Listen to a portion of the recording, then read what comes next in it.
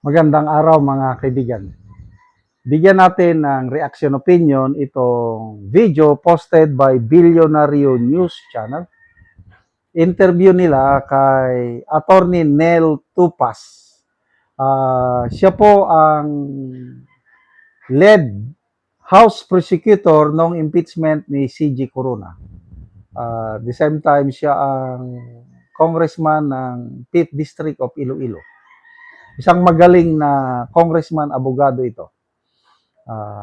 Nung sila ang sumalang sa impeachment trial, ang mga House prosecutors katulad ni Attorney Nel Topas, sila ang nanggigisa o sila yung nagda-direct examination sa mga witnesses, sila yung nag-cross examination. Hindi katulad ngayon, ang mga House prosecutors nakaupo lang sa likod. Ang mga private prosecutors ang pinagtratrabaho nila. May napakagandang observation niya sa impeachment trial ni BP Sara. Sabi niya, kung hahaba ang impeachment trial, pabor ito sa depensa kasi ang depensa has nothing to prove. The burden of proof lies on the prosecution. Pakinggan natin na. Itong impeachment trial, it would favor the defense. Yun. Kasi ang defense naman has nothing to prove. The prosecution has the burden of proving it. Palapit na palapit ng elections, magiging politika ito, negative dito. Kung hahaba itong impeachment trial, it would favor the defense. Correct. Kasi ang defense naman has nothing to prove. The prosecution has the burden of proving it. Palapit na palapit ng elections, magiging politika ito, negative dito. Kung hahaba. Galing, ano? Basa tayo sa mga comments. Dapat pagbotohan na yan kung guilty o guilty. Bakit nyo kasi ginawang 90 days? Grabe. 90 days na trial. I think 60 days. 60 days ang request ng prosecution. 30 days lang sa defense. O di masyadong mahaba.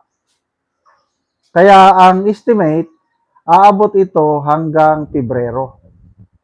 Kung matupad yung plano na 90 days lahat ang number of trial days. So, agree ako na habang tumatagal itong impeachment trial na ito, ang taong bayan mauunsyami, magagalit, dahil very basic yung nakikita ng taong bayan na everyday na trial, gumagastos ang taong bayan.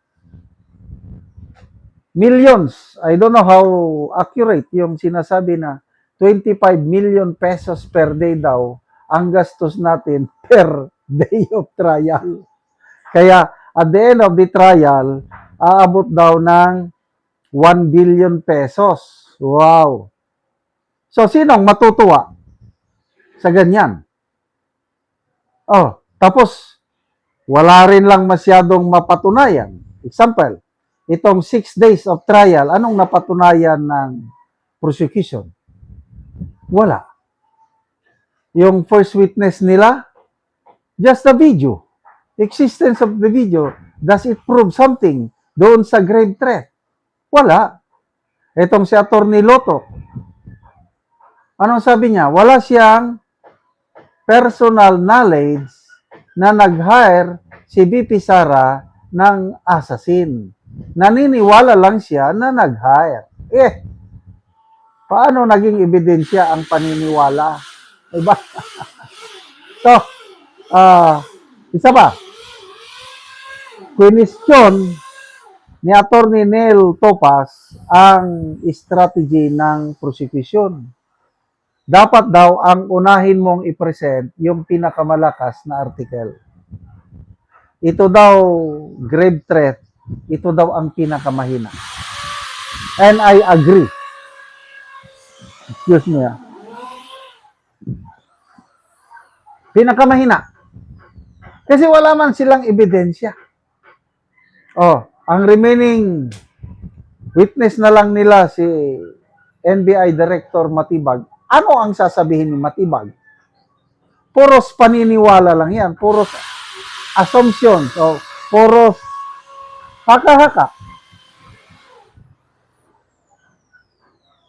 Kaya talunan sila itong article number 4 ng grade stress. So I don't know. Ang next na i-represent ata yung article tungkol sa confidential funds. O sige, tingnan natin anong mangyari kay Mary Grace Piatos. Ako, ang nakikita ko dyan sinong tatayo in place of Mary Grace Piatos? It will be the intelligence officer. Kung sino yung nag-handle ng confidential funds, say, a military officer, Lieutenant Colonel so-and-so, siyang haharap. Bakit siyang harap? Siya ang handler ni Mary Grace Piatos. Pwede bang iharap si Mary Grace Piatos? Hindi. Kaya nga confidential eh. Ako, nakagamit ako ng confidential funds. I've been a commander in the field. May konti kaming confidential or intelligence fund. Parehas lang yan eh. Pagtanggap ng unit ng aking command, paubay ako na sa aking intelligence officer. Siya na ang mag-discarte nun pa. So, nagbabayad talaga kami ng mga agents. Pinaparisibuhan kasi kailangan mo rin ng clearing eh. Kailang hindi ko na pinakialaman yung clearing. Mga Mary Grace Piatos talagang inilalagay dyan. Ibig sabihin, code name. Mga aliases. Para hindi mabulgar yung real identity ng mga assets namin. Iyan po ang kalakaran paggamit na intelligence confidential funds. Anong mapapatunayan nila? I don't think so. Wala. Salamat mga kaibigan sa inyong pagsubaybay sa channel nito. Nakakatulong kayo ng malaki sa tribong talandig ng Bukidnon dahil ang sweldo natin sa channel na ito is pantulong po sa tribo. Namimigay tayo ng libreng yero at pako para makapagpatayo sila ng mas maayos na tirahan. Panoorin nyo ang video nito. Nauna ko sa balay sa tabangan na mo og yero. So muna ni ang itsura sa kadako sa buslot sa iyang atop. Kita yun nato nga dagko na yun og buslot.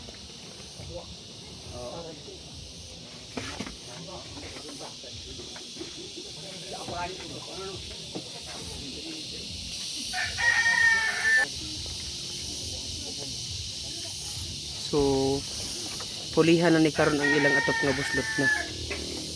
Okay? O karon mo na ni ang yero nga among gihatag nga ilang iatop karon natabangan og yero. So mo na ni tsura sa gawas nga bain sa balay.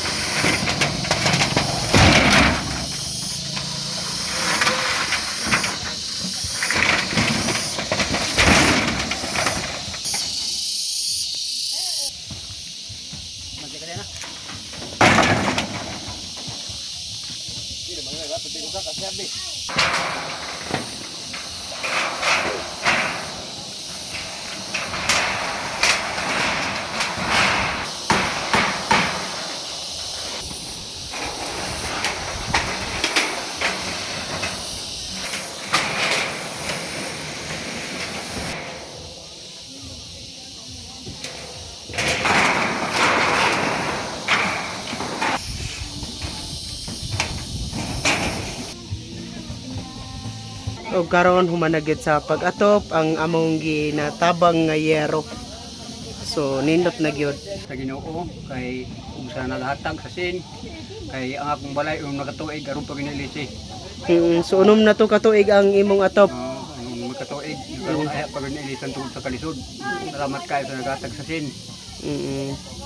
unta nga magpadayon nga tabang kay aron daghan pud matagaan kay naapay manginanglan. Oh, salamat kayo ko. Manginanglan. Oo. Salamat kayo. Mm.